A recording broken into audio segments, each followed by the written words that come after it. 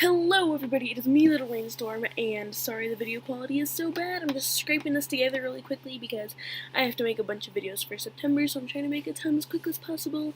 Anyway, this is a new series that I am starting where I design characters based off of colors, which I think would be really fun to do to practice my character design, but also because colors can mean a lot of things and different colors mean certain things, so I think it would be interesting to make different characters based on the meanings of those colors, so I hope you enjoy.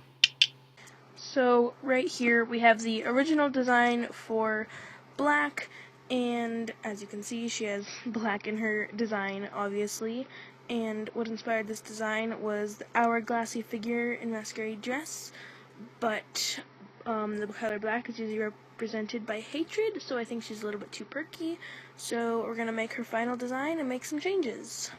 And off to the computer we went to design our final design for the color black.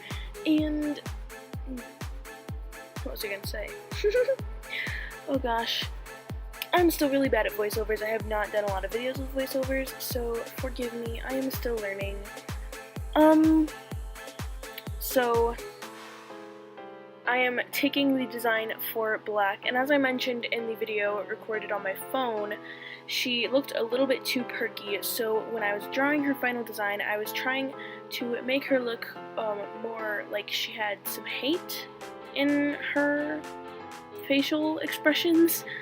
And I also wanted to make her look a bit more mysterious, because black is usually related to mystery, so I gave her hair that kind of like covers up her face, and as you can see in that look, she's kind of like glaring at somebody, and so I wanted to incorporate that into her design. I kept the freckles that I gave her originally just because I thought they were super cute, and even though I didn't want to make her perky and super cute anymore, I did want to keep the freckles. I kept the hourglass figure because that's kind of what sparked the entire design. Was like, when I thought of the color black, I thought of like a masquerade dress and the color black and such, and so I wanted to keep that. I actually did not change the outfit a lot. I kept it mostly the same. I mostly, in fact, didn't even change the character design at all in outfit-wise, more of just personality-wise. On her gloves, I gave her those little spikies because it made me think of spider legs, and spiders are typically black. For this, I did a full-body character design and then a part where you just see their facial features, or not their facial features, just their face. So I did one drawing of her full body and then one more of just her and her upper body. And on the dress you might have noticed that there is a big black bar going right across her chest, and that was supposed to represent like heartless, because black is usually like emptiness, and since black is usually represented by hatred, I wanted to use that black bar to show like an emptiness of where her heart would be, but I didn't want to do it just over her heart because I felt like that would be a little bit too obvious.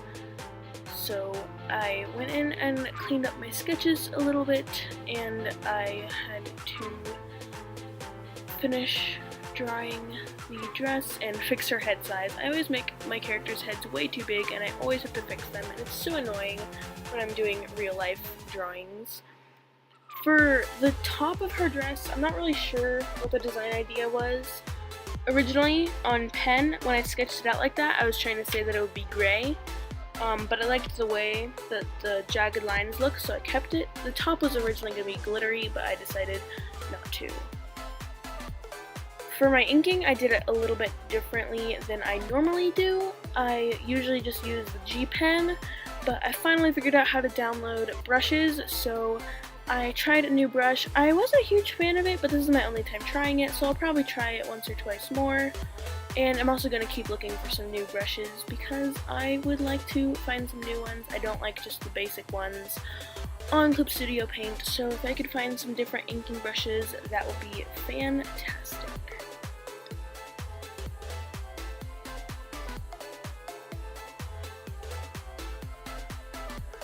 Here I went and made a lot of flat blacks into her design. I actually didn't want to do a lot of just flat blacks. I wanted to do just like very dark grays that look black. But then I decided that I wanted to do just flat blacks. And I tried to make her top glittery, but I ended up not liking the way it looked. And then I went on to ink the second drawing of her. And I don't think the inking on the close-up drawing looks very well done, but I also haven't been doing a lot of digital drawing recently. I've kind of got to get back into it because with school I've just kind of been doodling and not really doing much digital art. I've also been busy with this Spanish project that is freaking annoying. But let's not bring my school matters into this.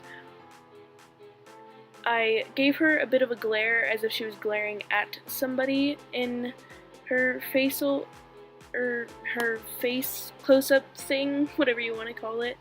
While in the other drawing I kind of made her just like with a scowl look. When I was trying to come up with what the character would actually be, I mean, yeah, here's the character design and what she looks like and why she looks like this.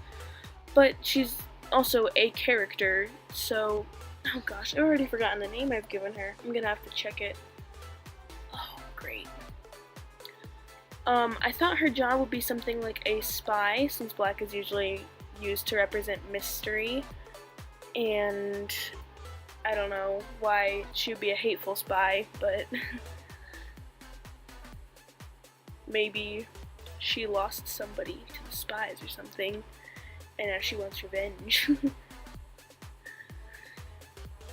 Oh, I can't remember the name I gave her. I looked up mystery in other languages, and I found a really nice one. Usually I do that for characters. I just take a part of their personality and then like look that adjective up in another language. For this part where it's showing just her upper body, I tried to make the lighting look more dramatic. I'm not very good with shading, but I think I did a pretty okay job. And then I was trying to do the background, and my computer was just lagging so much with these brushes because I was using such a large pixel size, so it didn't work out very well, and I ended up just using one of the very basic tools to make the background. But first I had to fix all of the white because I forgot to color in the white, so the background was showing up there. I wanted to do this thing where I had the normal background, but I also had the background behind the characters themselves, so I took a box and put in the background, and then I just took a blending brush and blended out all of those lines that you see. And I thought it looked really cool, and I might try it again. I think I could do better with it, but I think it looks good.